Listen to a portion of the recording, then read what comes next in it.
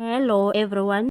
Kodwa le into ngoba isikwa sethu sonke lesi sisilwelayo kubalekile ukuthi sihloniphe kodwa senze i-demonstration. Lelo ilungelo lenu kumnyama kubomvu lengaphansi komthethosisekelo. Akho nja, akho mgodoyi ozosivimba, akho mgodoyi ozosho ukuthi kungenzeki ukuthi ngoba nakwenu behlule ukuphatha izwe ukuthi kuzofika la kuthiwa khona kuzoba nama-shutdown.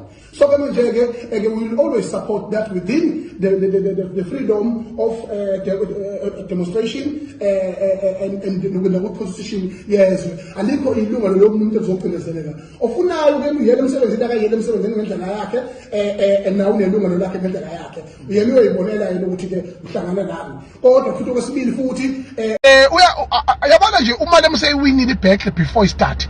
He has won the battle even before he start. I'm telling you right now. He has won the battle even before he start. Awukwazi ukuthi ungakhuluma o-commissioner, ukhuluma amaphoyisa, ukhulume ungqongqoshe, ukhuluma wamasosha, ukhuluma wamabhizinisi, ukhuluma upresident, bakhuluma konke kanye choir, le choir cabinet. Get out! The choir cabinet. Nisabi ingane encane. You don't know politics, you don't know nothing. I can beat you 10 times knowing politics and analyzing politics. Umalema ibhola lisekhwapheni loze libuye nezizwe zwekapa ukishima nalo ibhola likuye ekhwapheni umalema uyanehlula. Look at the whole South Africa is shaking and waiting for Malema's move. He's already won it. Even Monday vela hlala ngezilutho ayihlalele ibukele TV. He has already demonstrated his freedom of right and his right of protest and his right is freedom of speech and here and well done Malema, well done EFF.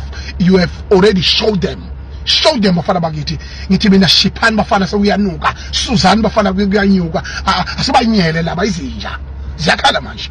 As the president of the nation, I do support a peaceful protest and everything must be peaceful. Kodwa ningavumi ukusatsheswa abantu bangavumi futhi ukuzohlasela abantu bengenzi lutho kodwa abantu mase bengena ehlathini abantu sebetapa idolo sebenza izinto engafanele zenziwe then ke ababoshwe abafakwe ejele noma ke abajeze isijeze sibafanele ngoba lokho kube ngihambisani nomthethosisekelo wezwe. Izwe lethu siyalithanda futhi siyafisa ukuthi liye phambili kodwa sithi ayikhale iqiniso kube iqiniso imashi protest peacefully ayenzeke kungabi khona ama intimidations by our government.